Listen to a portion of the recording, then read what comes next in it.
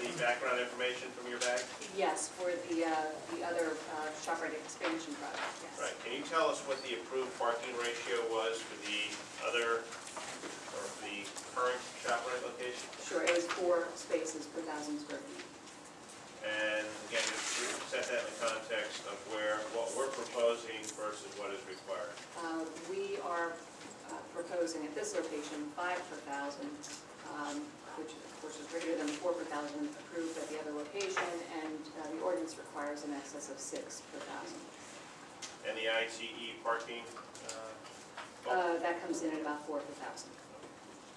All right, thank you. Before we move off that, can I just ask a question before it gets lost in the question? I haven't been able to stop you for months, so go ahead. Ooh. Ouch is right. When you're running your calculation, what are you basing on as far as the square feet indicated by the shop, by the supermarket? For this Yeah, proposed for the current location, project, yes. 70,500 square feet. I know I'm no mathematician. In fact, I'm an utter failure when it comes to doing the math. But if I take 5 per 1,000 at 70,000 square feet, I'm coming up with 350 spaces. We have 354 proposed. And I wrote down You 2. said 3, she said 250. I wrote down She 2. misspoke. Yeah, I did, yeah. I'm looking at my notes here, 354 proposed. Thank you for bringing that to our attention. I'm sitting here and I was confused. Okay. The plans that Mr. Dipple submitted show 354.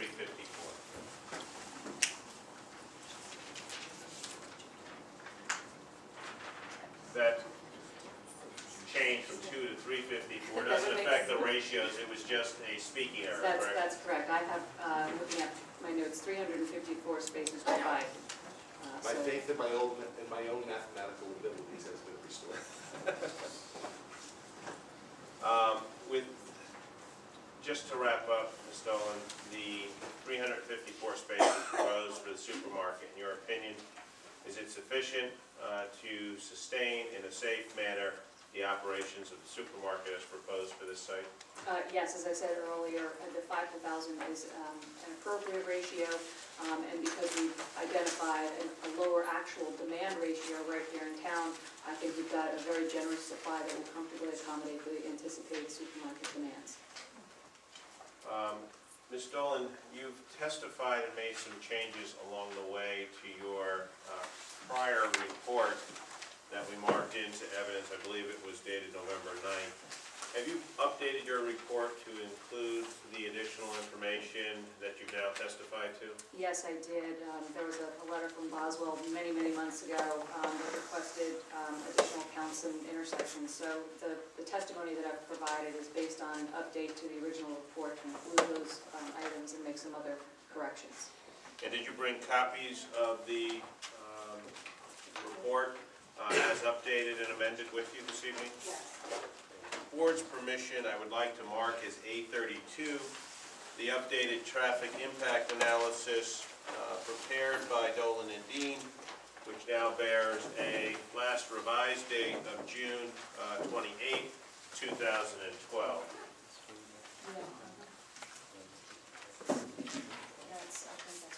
And this is the first time we're receiving this, correct? Correct.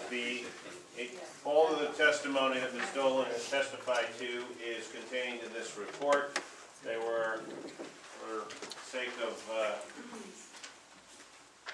clarity, they were mostly technical updates to the report to address the comments we received from Boswell and also to provide the additional counts that were taken at the ShopRite, or the existing ShopRite location in town.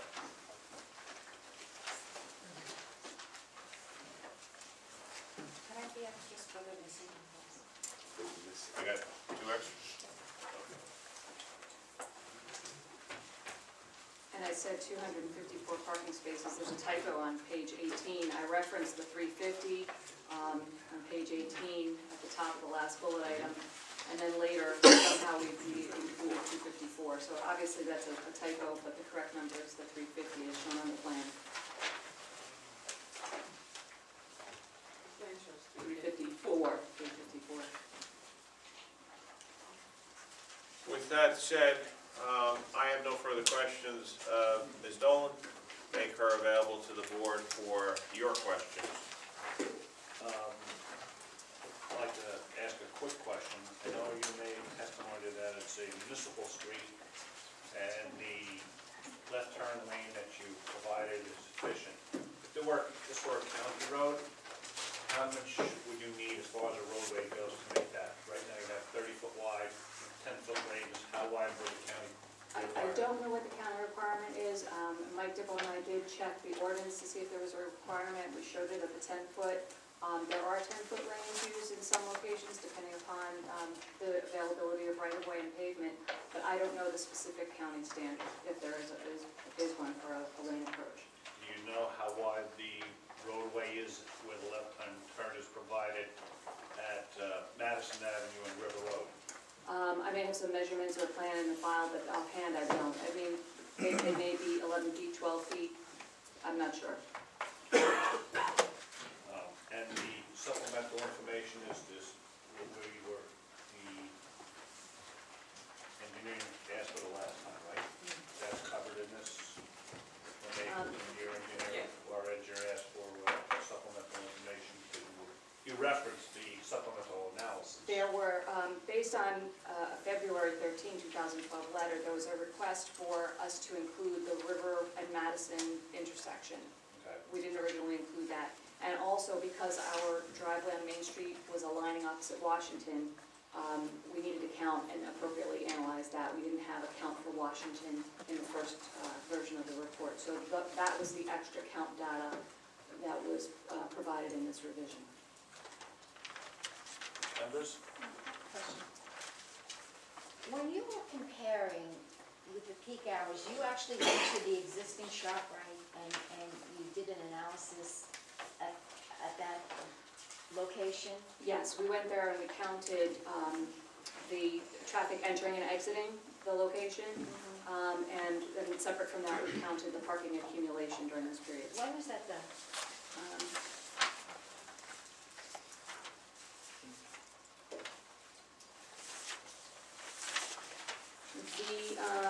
The traffic counts were performed Wednesday, February 15th from 7 to 9 a.m., from 3 to 6 in the afternoon, and then Saturday, February 25th from 11 to 2.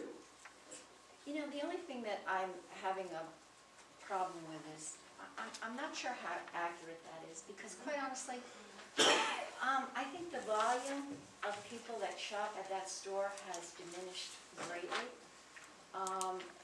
You know, with people anticipating after that application was approved, I think a lot of people started to venture out to different stores because they knew they would have to. And I can tell you, there is just, they don't have the volume that they had years ago, they really don't. So I'm not sure how accurate those numbers really are. I can tell you that we counted them because obviously the store is here and it's in town and it's functioning, but those numbers weren't the numbers used in the calculations. The numbers that we used for the impact analysis were based on the ITE's database for a supermarket, and those numbers were higher during all but the morning peak hour, and during the morning peak hour, the ITE numbers were comparable to the Milford numbers. But you do have to take into consideration that this proposed building is a lot bigger. Oh, absolutely, and we did that, yes. We used the building area and the ITE rates, and that came out higher than if we took the building size that exists in New Milford and proportionally increased based on the 70,000 square foot that we're looking at now. I have a question. When do you take into consideration the amount of overflow traffic that's going to be pouring into the side streets, like Demorest Avenue, which is going to be right off of the main entrance to the store? Where do you calculate the amount of cars that are going to be coming down a residential street? The overall trip generation is summarized within the text of the report, but then the figures that are appended, just getting the figure numbers, figures 6, 7, 8, and 9 show the distribution of the site traffic throughout the roadway network that we're looking at and at the driveway locations that are proposed. And the streets are just depicted as lines, and the arrows show the turning and through movements, and the dashed lines represent the driveway locations. So you mentioned Demarest, and looking at the morning peak hour, we had 5 coming from the site going to Demarest and 8 coming from Demarest into the site.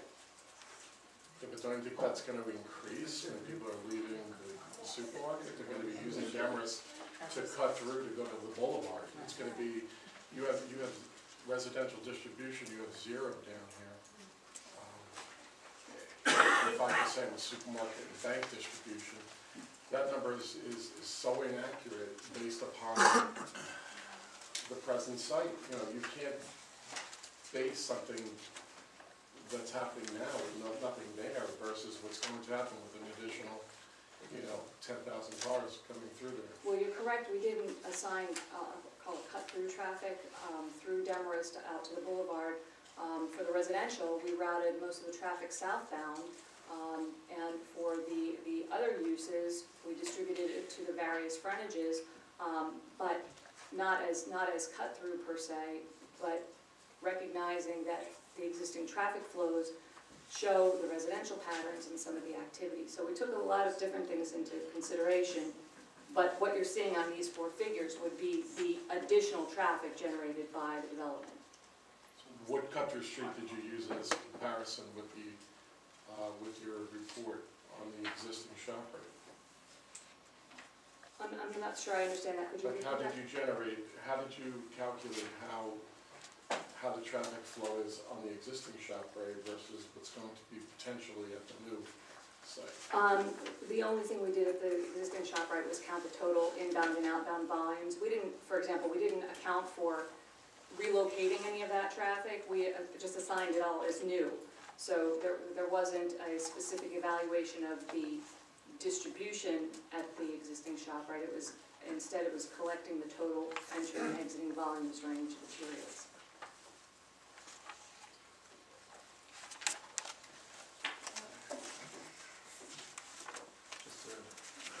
Done, Jim? You look like you look ready for another Yeah, because question. when does that get calculated? When do we anticipate the amount of overflow into the side streets? When is that going to be present? After the project is complete, when we're seeing cars zoom down a residential street where there's kids playing? Well, I don't know that they're going to zoom down because it's obviously easier to turn right as opposed to crossing and going down. That's not true. Cut-through streets are very, that's a residential street on Demarest Avenue. I was just wondering how they're gonna combat cut-through traffic on a street like that. I know there's many residents with children on that block, and it's very close to an entrance of a major supermarket. There's gotta be some kind of play there. We hadn't gotten to a point of looking at traffic calming measures, but if that were something that we wanted to look at, we could. We didn't distribute traffic as cut-through, we distributed it along the major travel paths. So I'm not disputing that there may be, it's not an exact science, it's an estimation of the type of activity that's expected to come and go from the different directions. So you never calculate cut-through streets? You never calculate the anticipated traffic flow on cut-through streets generated from a project? We didn't look at cut-through. We developed what we thought was a reasonable amount of traffic that would use Demarest in addition to east and west on Main, north and south on River, and using Madison. So we looked at an overall distribution for the site traffic, but we didn't look at a specifically cut-through activity. Is that something pertinent we should really look at for this I project? think it's something very important because it's evident that you have a residential street, and if it's a small residential street, 2 cars can just go through it. How is the overflow going to be handled on these cut-through streets? Mainly Demarest Avenue, where you have a major entrance into the supermarket at the foot of Demarest Avenue. There's a house literally at that corner. If they go straight up Demarest Avenue heading east, they're going to go right to the boulevard. Half the people who are going to be shopping in the ShopRite are going to be from Dumont. They're going to be from the east side of New Milford. This is going to be a dramatic cut-through street, which is really I think should be seriously looked at. We'll look at that again. We looked at the left and right turning movements, the location and presence of existing traffic signals that would facilitate movements. So there was not a heavy focus on Demarest, but I certainly understand and appreciate your comments. Joe, you're also saying that, you're talking about Demarest as a residential street. River Road at that point is a residential street too. River Road is still a residential street, where we know the Because traffic is. it's not gonna be- county road at that point either. Exactly, now we're talking residential street. Now we're talking traffic flow down residential, non-county road. And what is going to be the actual, I would like you to calculate the actual car stacking on Demarest Avenue heading to the boulevard. It's a very short block heading from Demarest Avenue to the boulevard. Okay, I want to know what the potential stacking of the cars are going to be down Demarest Avenue, turning left or right onto the boulevard, which is right now, without a shop right there, is an extremely hard thing to do. And again, going back in, people are going to be using Demarest Avenue to cut through, to get right through in there. They're not going to go to Madison Avenue, wait at the light, turn left, wait. They're not going to do it. They're going to be using cut-through streets. So something's got to be looked at seriously on that issue.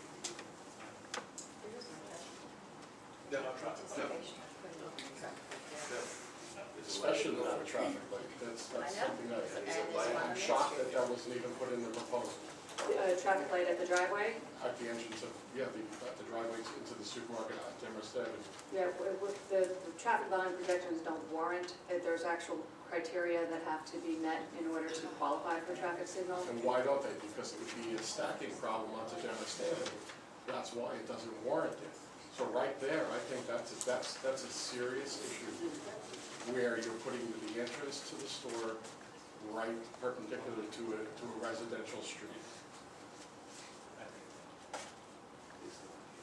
Yes. Yes. Yes. Yes, go ahead. The other thing I'd like to know is how would you even, what are you going to do now? Are you going to do some sort of a study to anticipate how many cars might be using that as a pass-through street, or, and how do you resolve that anyway? How could that even be resolved? Well, I think I'm listening to the comments. I'm not sure if and when we're doing another study. We'll see what else comes out of this evening's question and answer period. And if it's agreed that the board wants additional studies, we can provide additional studies. The study that's been prepared, as I said, routes traffic based upon anticipated arrival, departure, based on movements, based on capacity, based on signalized locations, and based on the access points. If we were light on using Demarest and that needs to be reevaluated, we can reevaluate that. I just don't understand how you can anticipate what a person's going to do, quite honestly. Or how you can overlook something that's so evident right there. You have such a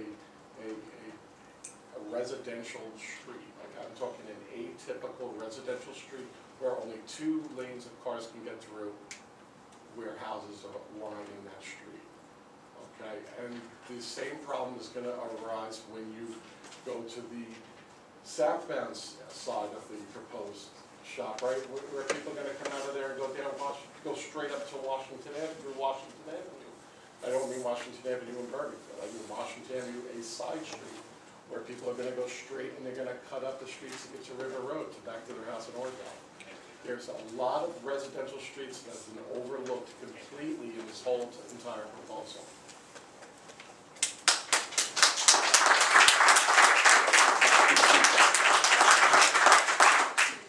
Let's finish the questioning and then we'll go with, I think the client should really research the possibility of the impact on Demarest Avenue. Definitely. Yes? One question. 1 second. I'm sorry. What is the speed limit on River Road? 25. Oh, at this location? Yes. 25? No, it's 30. No, it's 25. It's 30 until you get to Main Street, then it goes 20. Mr. Chairman, I'm going to object for the testimony from the audience. And Peter? I have a few, who performs the actual counts? Chairman? Can you? Who performed the actual counts in your study? Our staff. Any person? There were a number, we have a number of people that did them, yes. Do the counters plan to testify to verify their involvement? No. Have you ever gone back and measured the outcome of the evaluations to see whether you were correct with your predictions? Sometimes, yes. Sometimes, what is your success rate in it? Well, it's not something that's typically done, it's more to check, for example, trip generation, such as what we did at the existing supermarket. And usually, when we do these, we're finding, I know we did it for a lot of banks, we found that the actual trip generation was lower than the projections. There's I feel, a conservative element of projection in the set of figures that we're working with. Were there any unfavorable, well, let's say, appearances you had in regards to your client who hired you? I'm sorry. Were there ever any unfavorable appearances by you in front of a board where it was unfavorable to the client who hired you to do this traffic? I'm not sure I understand the question. All right, let me see. Can I try to interpret that? Did you find any negative data that you're trying to like sweep under the rug?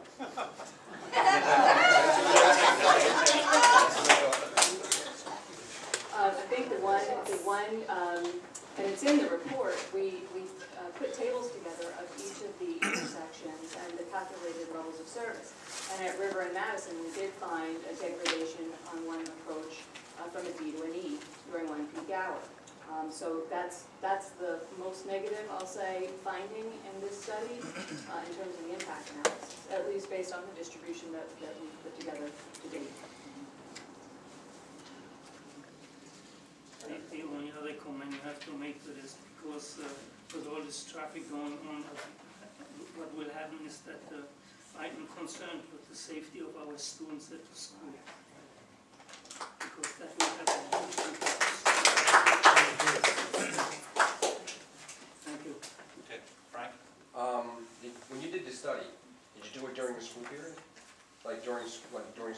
Yes, we did counts from 2 to 4, in addition to what I call the standard 7 to 9 in the morning, 4 to 6 in the afternoon. But because of the presence of the school, we also counted from 2 to 4. So we had counts from 2 all the way through 6 o'clock. Did you count how many kids go up and down that block before the intersection without a light there?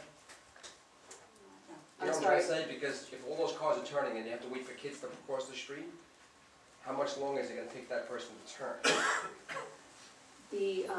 You're talking about the children walking along River Road?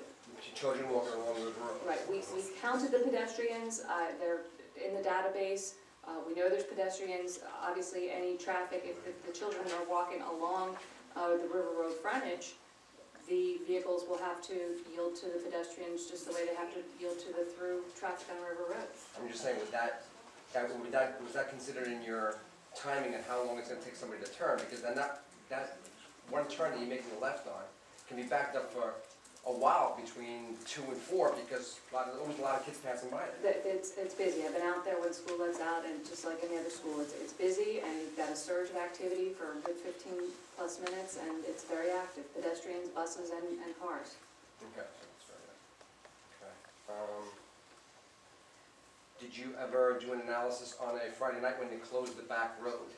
Because you really can't get around in the back on a Friday during a football game.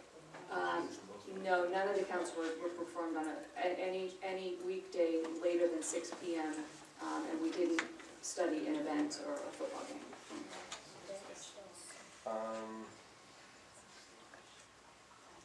When you did the analysis of the other shop, right, did you do it at the same times? Yes, from 7 to 9 in the morning, and then from 2 till 6 in the evening, weekdays, and then from 11 to 2 on a Saturday. Okay, so were the findings, like, considering it's almost double the size of the shop right now, were the findings doubled also? Well, what we did was we calculated the trip rates based on the existing ShopRite building area, and then we prorated the volume to account for the larger building area. So we did account for the larger building based on the actual New Milford ShopRite counts, and then we compared them with the estimates derived using the ITE, Institute of Transportation Engineers data. The ITE yielded higher estimates, so that's what we used in the analysis. Did you ever do an analysis on a ShopRite next to a school? Anywhere, I'm just saying in general, or next to a field? Not that I can think of off the top of my head, not for ShopRite now. What about any shopping center or anything? It's much smaller in scale, but I know there was 7-Eleven next to a high school in Sayreville, and there were those types of concerns. But off the top of my head, I can't think of something to mind that's with the supermarket. Okay, thank you. Yes. A couple of questions regarding the bank parking. Is it fair to say, it's your opinion, there's an excess of spaces proposed for that bank compared to the anticipated demand? Yes, I would say so. Do you know, I'm not sure if you know the answer as to why there's 14 to 24 extra spaces proposed on that bank site. I know that the 11 spaces closest to the residential building have been discussed, and I wasn't here for all of the testimony. I don't know whether it was discussed, for example, through Mike Dipple's testimony, that some of those spaces could be used for accessing the residential component, especially for visitors looking to potentially look at the units, and/or for emergency access, because those would be further from the building, further from the bank building, but closer to the residential building. Thank you. I have one more question. I was just talking about the overflow of traffic going into the shop, right? That's the same entrance to the apartments, correct? So now we're not only getting the traffic going into the supermarket, we're getting the 240 units or proposed units, we're getting them as well. And the bank access, people as well, all through one entrance. well, that's one of 4 entrances. There's a second driveway on River, plus one on Main and one on Madison, and all driveways will be accessible to all users. And there's no proposed light at any one of those entrances. That's correct. The combination of traffic volumes don't warrant a traffic signal. What numbers would warrant traffic signal? It would be a combination of volumes. For example, if we're looking specifically at the Demarest River Road, right? It would be a combination of the two-way traffic flow on River with the higher volume approaching River Road. And there are different warrants. There's a peak hour warrant, there's a 4-hour warrant, there's an 8-hour warrant, in addition to others, but those are the 3 that are most popular. And so the combination of volumes would have to be sustained for 4 or 8 hours to warrant the signal, or for the 1 peak hour. When I looked at the peak hour warrants, we didn't meet, and although we have a lot of data for various hours, I did not perform a 4 or 8 hour warrant because I don't believe that we're close enough to those volumes. And your testimony basically has been talking about the traffic generated by the supermarket for this particular analysis, correct? You're taking the supermarket, the anticipated analysis of a larger building, and you're putting it on this roadway. That's right, we've generated traffic volumes for And the the size of the residential building. and the bank are included in that generation also? That's right, and there's detailed tables in the traffic study that break down the estimates for each use, for each peak hour. Because all we've been talking about is the supermarket and not the traffic. I think Traffic because that's it's- generated.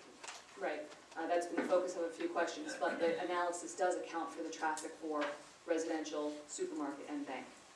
And that's what we see in tables 7, 8, and 9. Those are the figures, but the table on page, You referenced like table 9, figure 9, I should say, where it's 163, that making the turn into that intersection.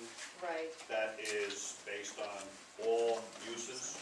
yes, and if you go to pages 5 and 6, 5, 6, and 7, there's tables 2, 3, and 4 that break down the trip generation component per use. and then the total trips for each of the 4 peak hours that we've looked at.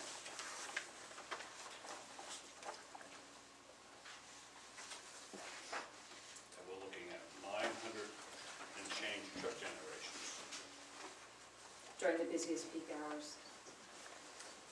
And that's distributed over all of your intersections, is what you're saying? That's correct.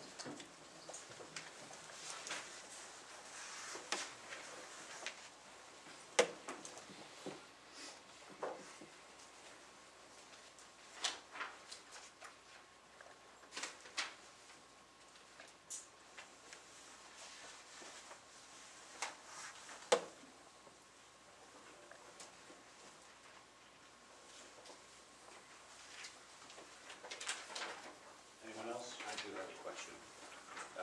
Ms. Dolan, turning your attention to the River Road turn lane proposal. What is the width of River Road at the point of the intersection at River Demers? 30 feet, And you're proposing 3 lanes, correct? yes. What is the width of the parking spaces within the supermarket area? I believe they're all 9 feet. So basically what we're asking to do is take that 3 lanes that are nothing more than a foot wider than a parking space and subject that to 3 lanes of traffic. That would be a minimum design standard, yeah. Minimum indeed. I don't think I'd have my wife drive that. I have the picture. Yes, Lou. Again, to that question, there were the 30 feet of traveling spaces and putting a 3rd lane in between the 2 lanes that exist right now. I just, tonight before I left there, I sat there. It's a sleeping part of our town, and as traffic impact analyst, I mean, I know you did the study and you go by the books, but right now, without anything ever being there in the town of New Milford, that part of town is part of our sleeping part of our town. There's not really anybody going up and down that street. If we're looking for a ShopRite, looking for a bank, or a housing unit. So when you say it's not going to impact the traffic in that area, I think it's really not what the true statement's going to be. You're going to bring people, right now, River Road, I don't know what the difference in the width of the road on River Road on the county side is, but I know it's a lot wider than 30 feet. And that's where the existing ShopRite is. 60. An average snowplow blade is 10 feet wide that goes down that street. So if there was a car stuck in the middle of that street there and the snowplow was trying to pass it, it's not going to happen. So I think, like I said, there's a real traffic impact. I know up to the corner of River and Henley, that's probably one of the 3rd busiest intersections in Bergen County. After that point, most of the traffic goes other directions, up Henley, to Ridge Road, and they disappear. They don't even go to that part of town unless they're living in that area or going to Main Street. With the ShopRite being there, you're going to impact people coming from all over, and traffic is going to be, I'll say, 3, 4, 5 times what's going on down the street right now that you analyzed. Well, and I wouldn't dispute that. The fact that the roadways have the capacity that's not being used allow us to have results that are satisfactory. But I will agree with you, there will be an increase in traffic on those roadways. And do you know the difference between the width of River Road on a county road versus our town, River Road? I don't have any specific measurements for different locations. Thank you. Yeah, Can we get somebody from your office to look at the width of this roadway? yes. With the turning radius and give us, what, you know, we're listening to testimony here, we're not experiencing this at all. And a 30-foot wide road with turn and the impact on a residential street for that Yes. kind of stuff. Yes, and from my experience, I've never designed less than 11 feet wide lane. So I think 10 feet is really bare minimum, but we will look at with the traffic engineer. Well, when both people are saying bare minimum, what's bare minimum? 10 feet, 9 foot, 8 foot, 9 7 foot, foot? you can't have a 9 foot. You can't 10 have a is 9 the- foot, so we're at the minimum. At the There's no such thing as less. multiplying traffic So- in the middle. So, We did 11 feet and we tried to not have 11 feet, 12 would be desirable, well, so. can we take a look at this and get something back to us? To Yes. see, you know, what we can compare to, all right? Yeah, and we will also review The new plan, revised okay. traffic. Did you have another comment, Frank? No. I just Yes, have one Peter. more question. That intersection, what you're gonna create, this Demarest and going into this property there, I'm just looking at this, you know, there are trucks and buses and cars going up and down River Road, not 25, maybe 35, maybe 40. And then you're gonna cross the street from the shopping center or from the apartments going, you know, east to west, west to east. I don't know how they're gonna cross this street. I tell you, I don't know. I would like a pedestrian survey done, study done too, for people who need to cross the street at the intersection of Demarest Avenue and the proposed entrance to the ShopRite. Because without a light, without any kind of way of stopping, how pedestrians is it gonna be, they have to just run across? You know, it's gonna be like dodging for food. Kids, Like, there's tons of kids on the street. How can they, if there's no proposed light or signal or anything that's going to allow for more conformed access into the supermarket, that's a death trap right It's there. very unsafe, my opinion. Absolutely. Very Not only unsafe. for cars, it's unsafe for pedestrians. We need a pedestrian study as well. Do you do pedestrian studies as well? or We just traffic? don't typically project pedestrian activity, but certainly take into consideration the pedestrian circulation. When we perform the counts, I know we did some ped counts, so I can get that data together. We definitely have some of that available. I got one more question. What's the width of a bus? Regular- Design vehicles like 8.5 feet, Sorry? 8 to 8.5 feet. All right, and the ShopRite truck, It would be the same, 8.5 feet? yeah.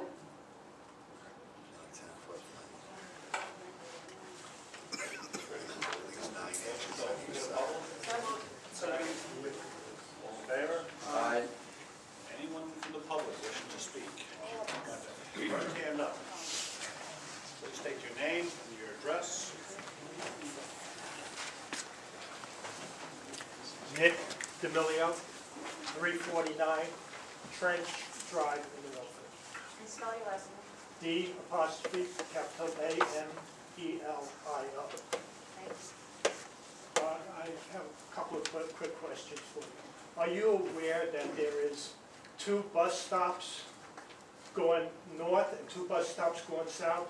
And the one that's going north is directly about 25 feet from the entrance that you're proposing? Yes, I know there are northbound and southbound bus stops on River Road. Do you know that there's also a bus stop going south that's right on Chiquino Drive? I know that there are bus stops, I don't know exact location, you're saying it's on Chichino Drive? Right off on River Road on Chiquino Drive, there's a bus stop going south, and right near the senior citizens, there's a bus stop going Going north. north, yes. And you're gonna be making a turn there, and buses are stopping there. Well, they do it further south on River Road too. I know I've been stuck behind many buses when they pick up and drop off people. But as you said, you don't know what the width of the town road is there. Well, you do, you said it was 30. So you don't know, the bus you said was 8 foot wide? Yes, 8 foot wide, you have a 10-foot turning lane, 2 lanes that are 10 foot wide, going north, for instance. well, you get stuck behind the buses now, there's not enough room to get around them. But I posed the question, I don't want to belabor it.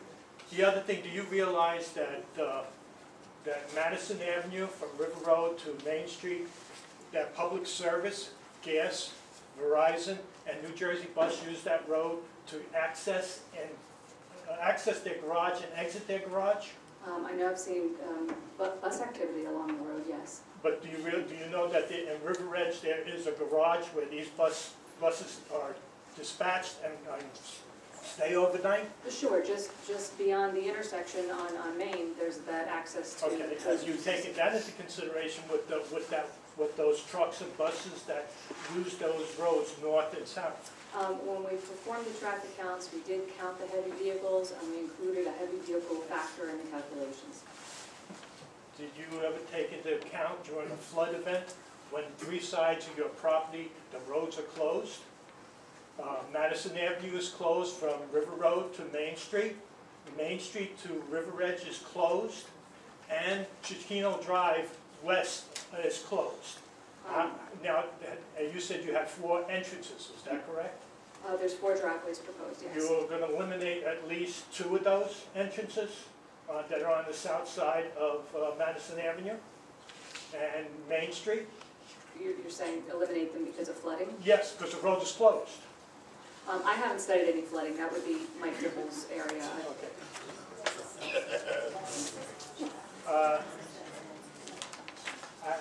I'm a little dumbfounded because the flooding issue, hypothetically, the flooding issue could stay for 1, 2, or 3 days. 72 hours you don't have access to those roads. As a matter of fact, in a statement of a member of the police department said, that's part of the... Mr. Chairman, I need to object at this point. It's transgressed in the form of testimony outside of the question. I'm sorry? Just try to keep it to the testimony and ask her Yeah, ask questions. if she did a study on it and there's no plan for something to get out of that. Again, I'm very surprised that you haven't considered, or your data doesn't show the flooding situation. Thank you very much.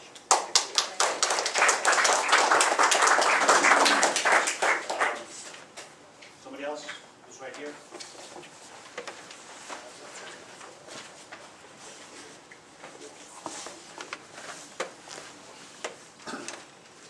John DeSantis, 190 Powell Drive, Milford. Okay, you did count pedestrians. Yes. Did you have a number? I would have to go back to the count sheets to get those numbers. I don't have them readily available. Okay. You counted jaywalkers on River Road coming out of that high school? I've been out there when high school, that's how I've seen it myself. But I know we have some of that data, I just don't have it readily available.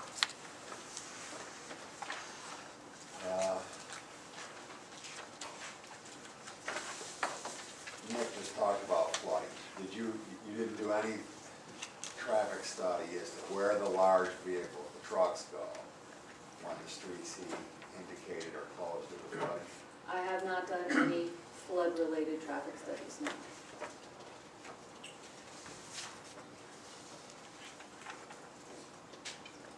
When you talk about distributing traffic, I'm not an engineer, and I don't know how on a piece of paper you're distributing traffic. What makes you think that so many people are going to use this Main Street egressing versus River Road versus Madison and so forth? We looked at existing traffic flows on each of these roadways. We looked at where the roadways connect to on a more regional basis. And we looked at the access distribution for the subject property. And based on those factors, we came up with what we felt was a reasonable distribution of traffic to the access points and the surrounding roads and intersections.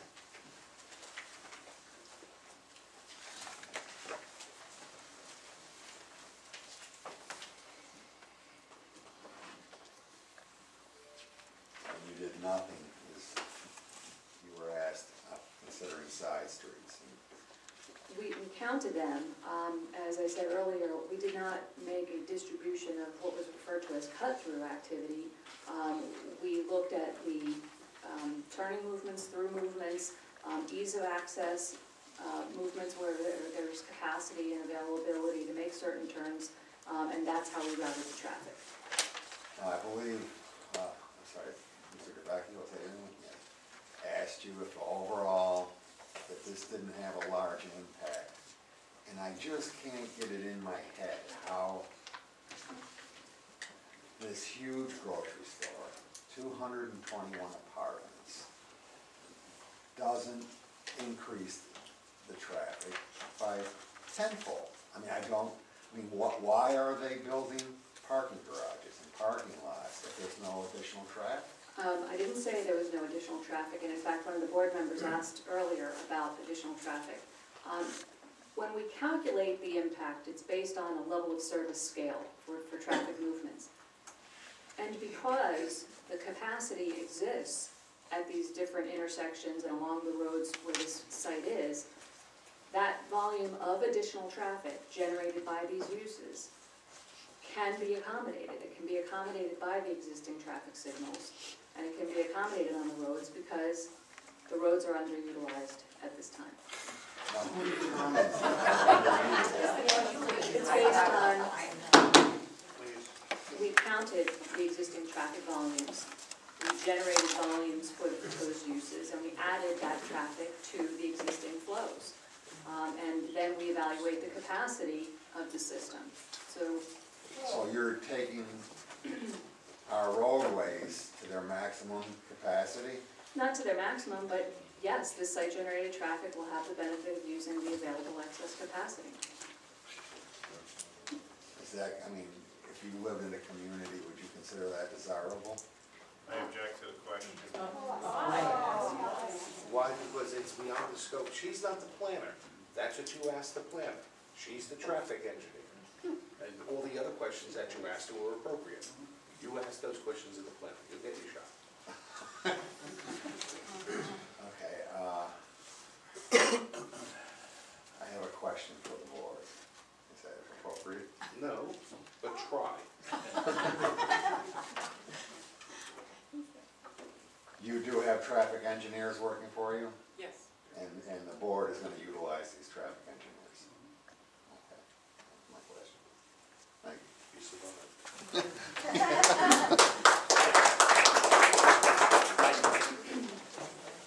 Got your hand up first. Me? Nope. I got one. All right.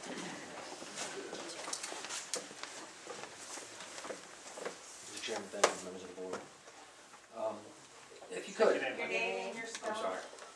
Michael J. Gadaletta, Gadaleta, 270 Demorest Ave. Just down the street. Could you had mentioned briefly, and I don't have the, the luxury of having your resume, but could you describe briefly some of the other shopping centers? You had mentioned the 7-Eleven, which is obviously not comparable, but other shopping centers that you worked on that we may know? Sure, I'm gonna try and think. Supermarkets, been kind of quiet for us for a while, but Closter A&P I worked on at some point. Mount Olive A&P.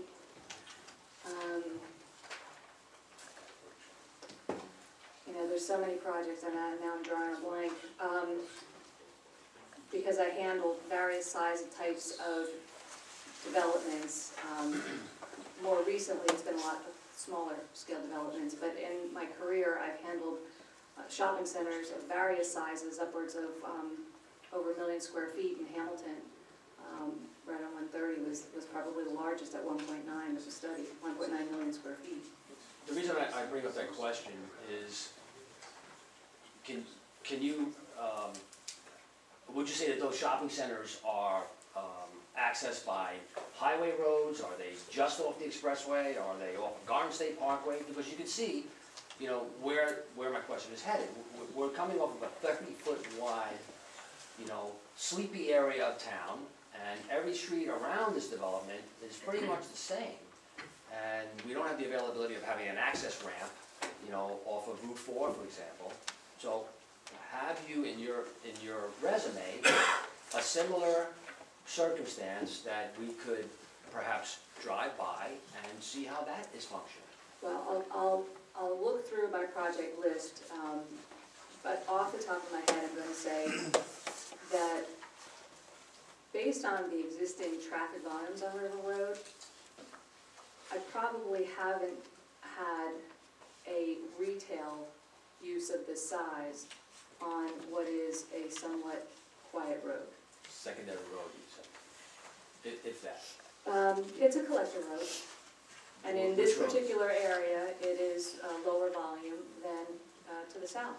So that I don't misinterpret what you're saying. What you're saying is that you really have not developed or participated in the traffic analysis on a 70,000 square foot shopping center that has this configuration of, let's call it, residential streets surrounding it. Not that I could think of, and again, I would say that it's more so a function of the existing traffic volume and less so the collector type roadway. Thank you. I know that you were counting cars as part of your study, and you rely quite heavily on the Traffic Institute, Highway Institute. Can you tell us, did you count any trucks coming in at ShopRite? Off the top of my head, I don't remember that there were trucks, but if there were, they were included in the database. And I don't have those traffic count sheets right here in front of me, but that's something I could look up. Would your highway guidelines give you the number of trucks per day for a 70,000 square foot shopping center? No, the estimates from the ITE, the Institute of Transportation Engineers, would be an aggregate of all delivery vehicles as well as employee and patron vehicles. That would probably be best asked of an operations person from the supermarket. So it could, I think we have 7 or 8 loading docks. Right. It could easily be 16 to 20 trucks a day. Mr. Chairman, I've got to object. The witness has already said she doesn't have the information. You can ask it 3 times, the answer's the same. I only asked it twice. My point is made then, thank you. As part of your study, the one truck that does come here, we can agree that there's one truck at least. Where does that truck go? When it leaves Washington, when it leaves the northern access road and it gets up to Main Street, where does it go? Main Street, I'm sure you're aware, is again a narrow road. But you may not be aware that Main Street was recently improved under a pedestrian safety grant to calm traffic. And now we're introducing trucks. So my question is really, are they going easterly on Main Street, and then when they get to the light, where do they go? If they can't go to Boulevard and make a right because it's a residential road, are they going to Kinnicamack? Are they going to Oroville? The way we've routed them and designed the larger trucks to enter and exit the property, they would come in, we're assuming they'd come down Main Street to Madison, come in the proposed Madison driveway, then they'll turn behind the proposed supermarket building and unload, and then they'll exit back to Main and turn left and probably go to the Kinnicamack corridor. Back to Kinnicamack. Yeah, that's the way it's been laid out and designed. Because you would agree that if they go easterly on Main Street, there's nowhere for them to go. There's nowhere for them to go, correct. I noticed, and I don't mean to belabor it, but as part of your study, there are no signal improvements being planned. That's correct. We looked at the peak hour warrants and the manual on uniform traffic control devices, and based upon the combination of volumes, we found that a traffic signal would not be warranted. Okay, I understood that, and I don't mean to repeat the question, but let's say that I live on Demorest, which I do, and I just saw your sketch that you and Mr. Dippel developed. There isn't a crosswalk for me to walk across River Road. And you have cars turning right onto Demorest and cars turning left into the shopping center. How am I supposed to cross? Well, there are signal controls just to the south of the property. I'm coming out of Demorest. I live on Demorest, right? Just follow my hypothetical. I live on Demorest and I want to go to ShopRite. And you don't want to walk down to the signal, so you want to come right across the street. Why would I walk down the signal? Well, Why would students, to elaborate on that, why would a student leaving the high school not walk on Demorest? Or going to the high school that lives on Demorest, and there are plenty. Why wouldn't they walk down to Demorest and cross? And why aren't you proposing a crosswalk? as to the students, if they live on Demorest and come down Demorest, and they do that now, I'm not sure if they do that now, again, we'll go back to the pedestrian counts. We haven't finalized the design. We put together a concept. We've talked about lane widths, possible wider lane widths. We've talked about pedestrian connectivity and the need to assess that. So we have homework to do. This was a starting point. We thought that the traffic signal would be a question, but not only are the volumes not warranting the signal, but we're in close proximity to some others. But that's not to say that we can't start to look to provide some of these types of things, and Boswell's going to be having a complete review of the traffic and circulation as well. So that it's something that you may revisit? Absolutely. Okay, that's good.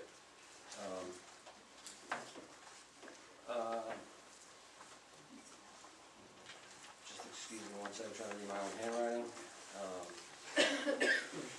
Again, I wasn't sure if you were aware of the pedestrian improvements that have been made to Main Street. So you're not anticipating that any trucks would be going easterly, for example? No, the anticipated routing and what was shown on the truck circulation exhibit was to and from the west on Main. Okay. You briefly talked about guest parking for the apartments. And under your last questioning, you had mentioned that perhaps some of those guests would be parking at the bank. But are you aware that there's no entrance or any access from that bank to get into the apartments? I think what I said was that could be used for people who are coming to look at apartments, and I am not exactly certain of the layout architecturally. I know that was something that was discussed, and maybe there's another witness who can better answer it.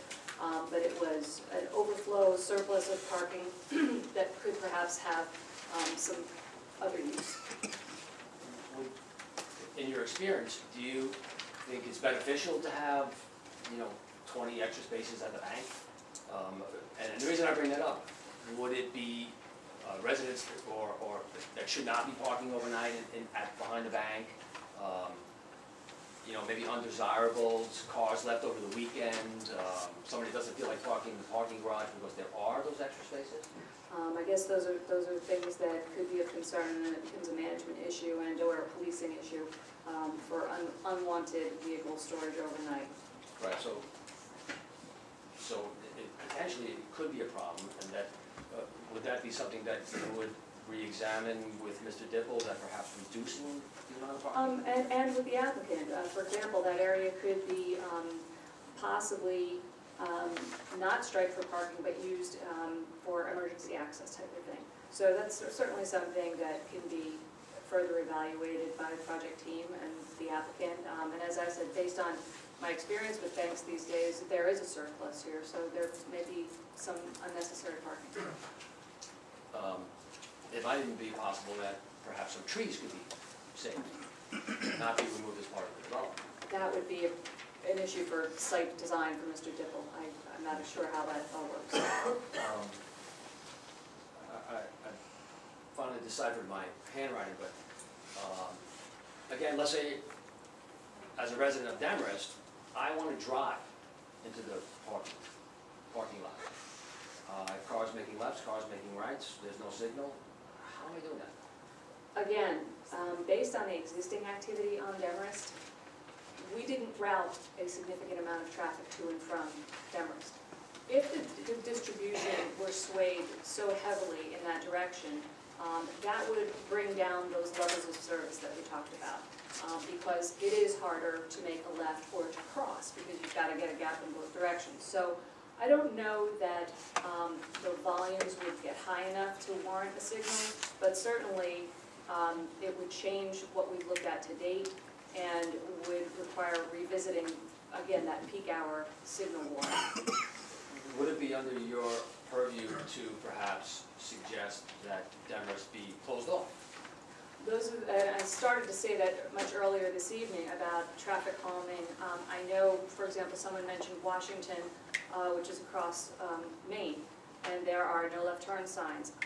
I'm imagining those were placed because people were cutting through the residential streets to bypass the light.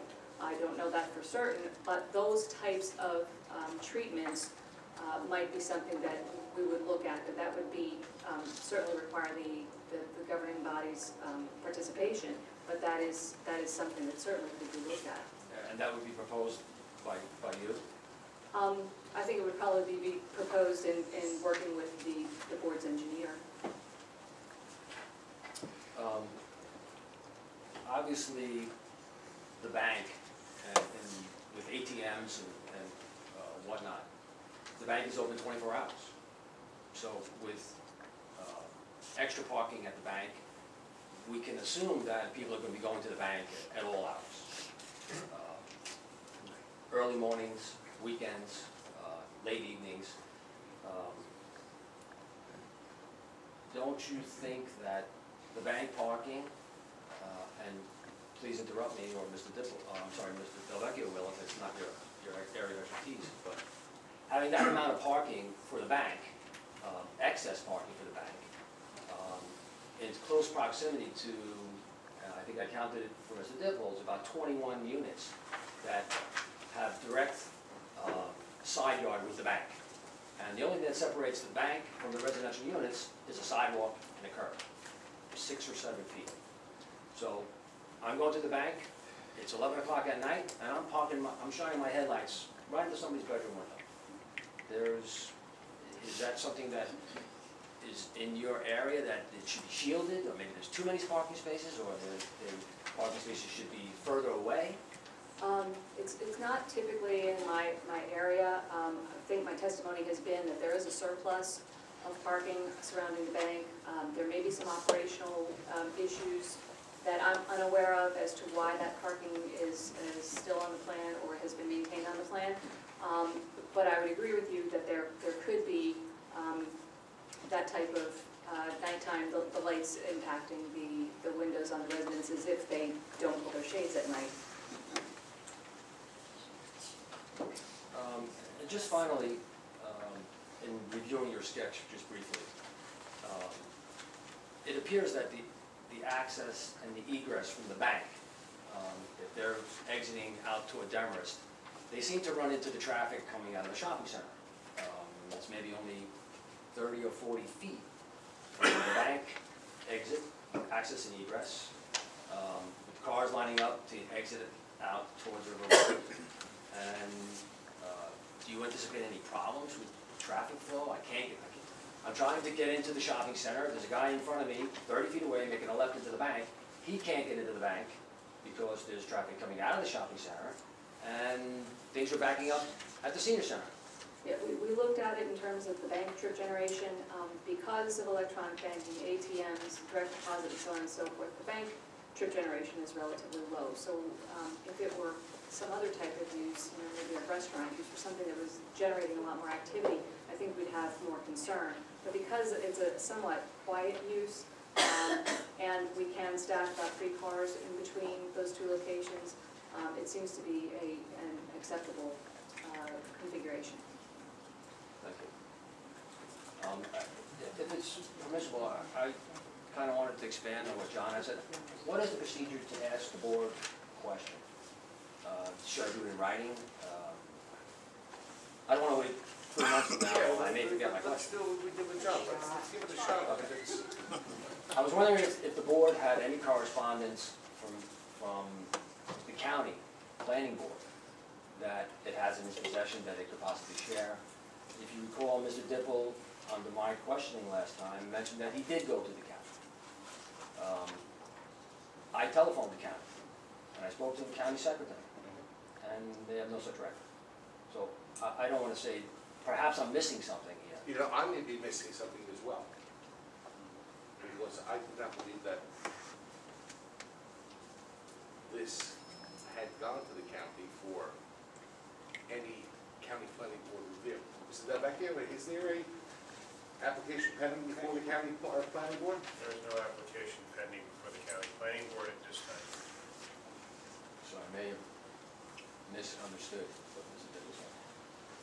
Or something like that. Could be. Thank you so much.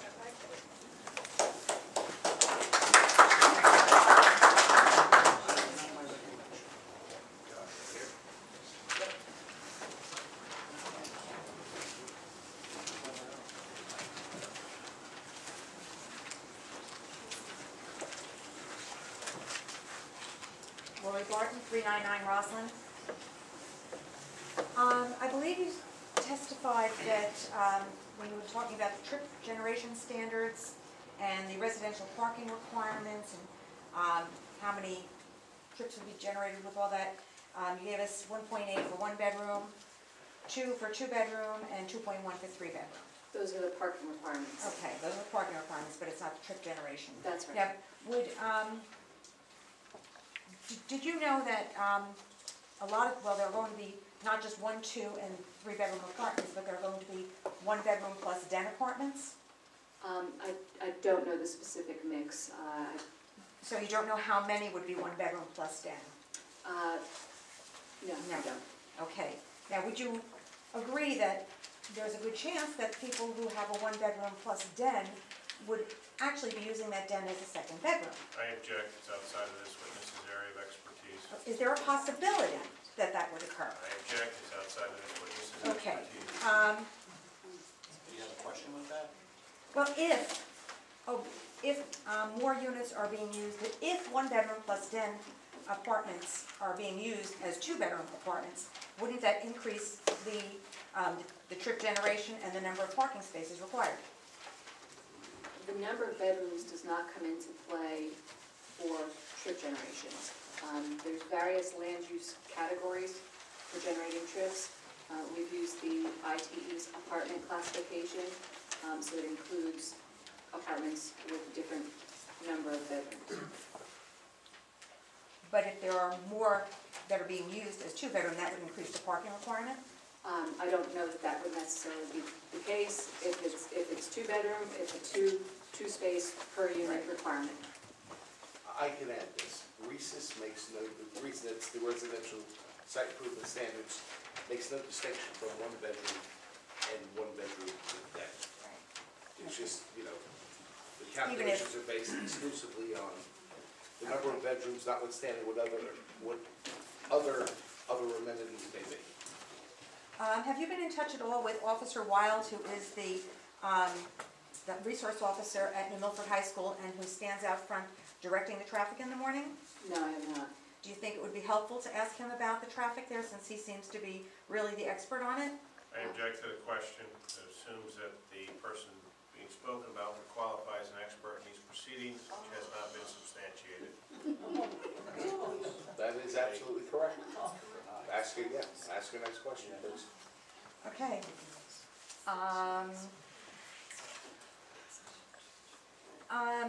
Have you considered and calculated at all the impact on Elm Street and Oradell when the Elm Street Bridge is reopened?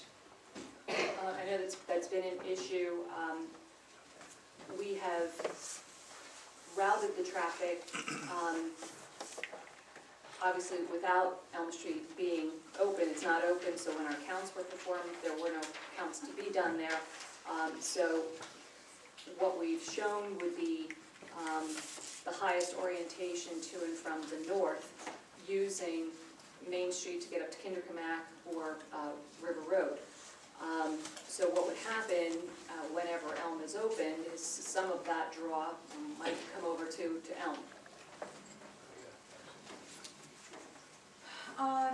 Did you testify that there was a lower actual demand at the existing ShopRite than you expected? What I had testified was that we calculated a lower parking demand than the Institute of Transportation Engineers would indicate, and a lower parking demand than the ordinance requires.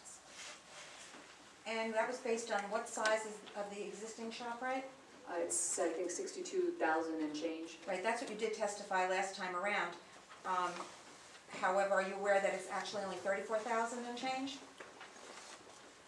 The numbers I had were from the traffic report, and I think I had the plan as well. I think there's some confusion. Are you referring to the proposed expanded ShopRite at the current location or the existing footprint? Me? Yes.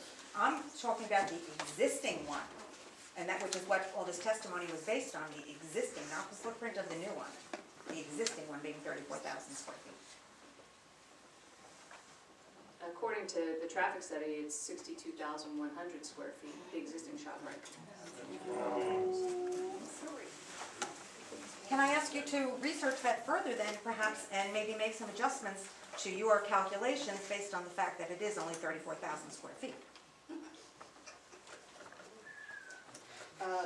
Yes, I can revisit that. Yeah, because I think would you agree that if the existing ShopRite is only 34,000 square feet, that all of your calculations are inaccurate?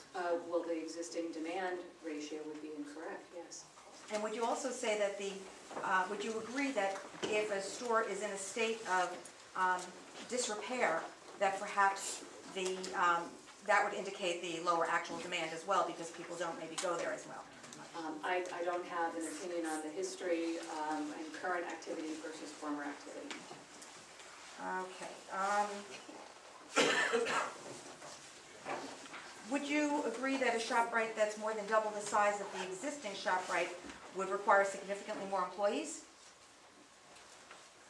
Again, that would probably be an operations question, but I would think that with an increase in building area, there would likely be more employees. So would you say that if the proposed ShopRite is double the size, or more than double the size of the existing ShopRite, has that been factored into the number of trips and the parking requirements for the employees as well? Yes, the trip calculations would include the total activity, so that would be employees, patrons, and deliveries. Can you answer why you chose a Saturday instead of a Sunday for determining the traffic flow at ShopRite? Traditionally, traffic studies for retail uses are performed on Saturday, as that is typically the highest generating hour. And so that's standard traffic engineering procedure, and it coincides also with the street peaks associated with Saturday activities and errands and shopping. Are you aware that the blue laws are still in effect in Bergen County? Yes.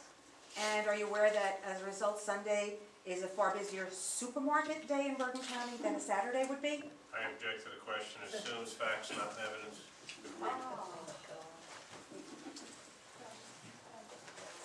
Would you be willing to perhaps do a Sunday study to see if perhaps that is a lot higher than a Saturday is? It could certainly be performed. I don't know that it would be dramatically different from the 4 other hours that we've evaluated. I think what we're talking about here is the fact that the streets are somewhat underutilized, and we're going to have additional traffic. We've looked at varying degrees of the additional traffic for 4 peak hours. We could certainly look at Sunday if that's what the board felt was appropriate, and go through those calculations. I don't know that they'd show anything dramatically different than what our results have shown to date. Are you aware that throughout the day, there's a constant crossing of Madison Avenue behind New Milford High School by students for physical education classes and then following for athletic practices? I noticed them when I've been out there, yes. And there's a crosswalk as well. You mentioned that having the truck access from Madison, where already we've determined that there's public service and Verizon and the New Jersey Transit buses. You're saying that that was a good design feature, having all of the trucks going behind the high school onto Madison Avenue. The trucks wouldn't be going behind the high school. They'd be coming down from Main Street and entering the property before they get to the high school. There's not going to be any coming down River Road and turning left onto Madison? There could be. I don't know. I can't say for certain that there wouldn't be, but the way we've designed it is how I've described it. Do the truck drivers always listen to your design, or do they do what they want to do? Again, that would be an operations question for the supermarket owner. Okay. I think it was brought out that perhaps you did overlook the traffic conditions that might be present on Demarest Avenue after this is done. What happens if you've overlooked other things and your calculations are inaccurate? Well, as I said earlier, there is, I think, a conservative projection of site traffic that we've looked at. As I also said earlier, if we routed traffic differently, and specifically if we routed more traffic to and from Demarest crossing River, we would show a reduction in levels of service, and that would then warrant another look at improvements, including, looking at those warrants for signalization. And what happens if, concerning your calculations, if the the projection isn't accurate and the trucks are turning down Madison Avenue from River Road and going behind that high school? Well, again, that would be an operations issue, and whether or not these are controlled deliveries from a warehouse, which for certain supermarkets they are, and a routing pattern is established, but that would really be best asked of the operations person.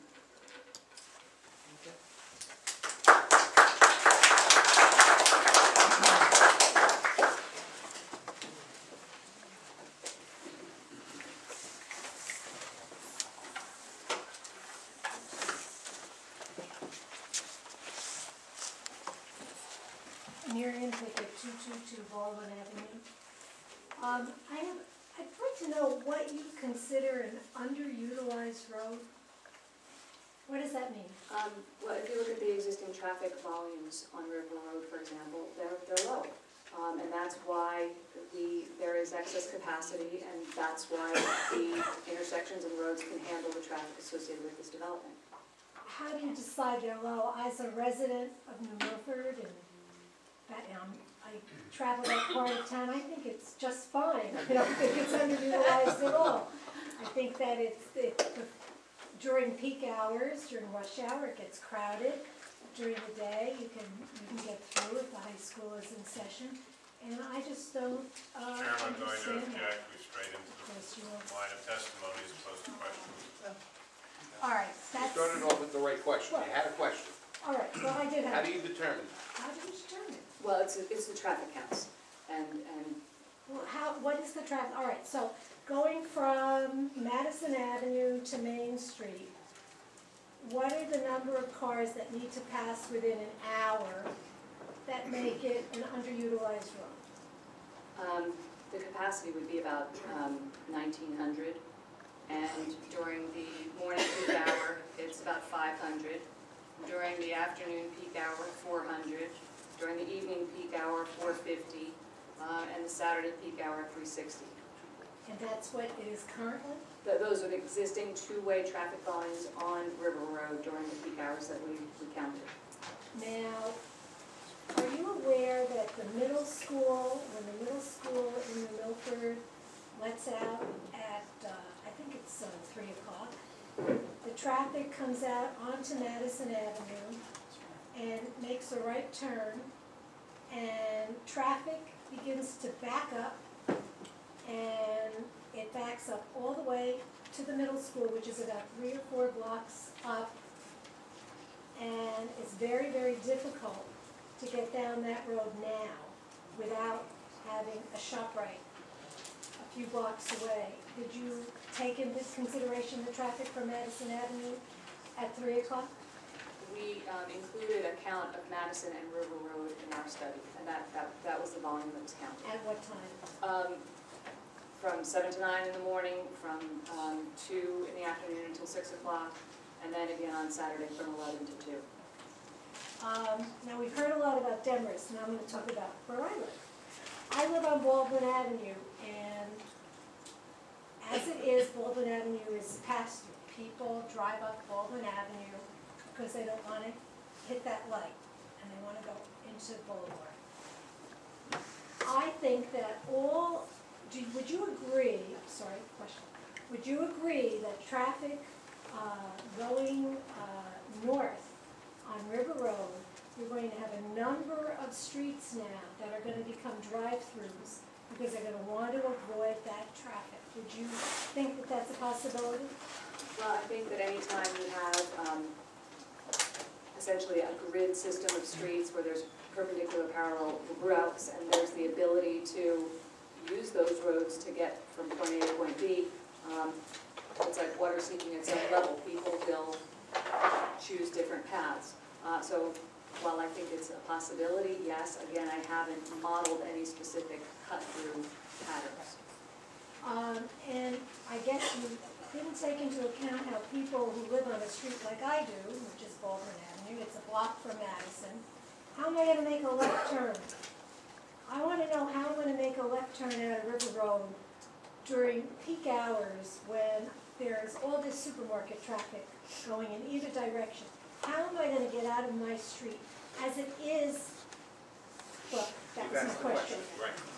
I don't have any specific counts at that location. Right, well, don't you think that for an application of this size, these are counts that the board needs in order to make a decision? These are counts that affect citizens of this community. Don't you think that these are important counts? There's a lot of very important pieces to this. The process typically begins with a review by the board's engineer, bringing out different issues. Then there's the testimony, and that brings out more issues. So the process isn't complete. And as I've said earlier, if the board and/or their consultants require further studies, then it's the applicant's responsibility to provide the board with what they're requesting. So it's not as though we're finished. The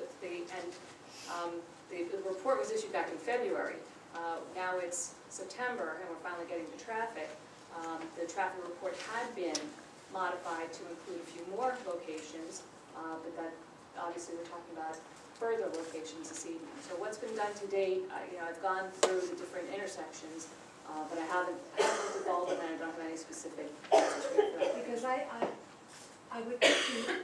would you agree that these streets that run, I guess it's perpendicular, I wasn't good at that either.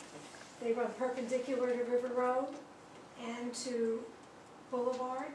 People are gonna have one terrible time getting out of their streets, because if you do a study, it's already rather difficult. And would you agree that it will be more difficult during those times, when people block your street and you can't get through? I have said there will be an increase in traffic as a result of this. As related to this grid system, I know myself going through the system and driving the different streets, you can always get to a signal. So during those periods when the traffic is heavier and it's harder to make a left, you can usually go around the block and don't want to. I'm serious. I think that I'm not going to editorialize. Thank you very much.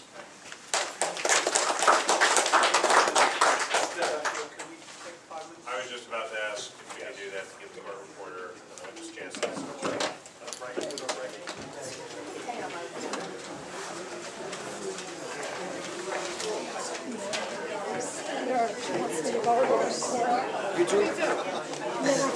YouTube next week. Oh, tonight.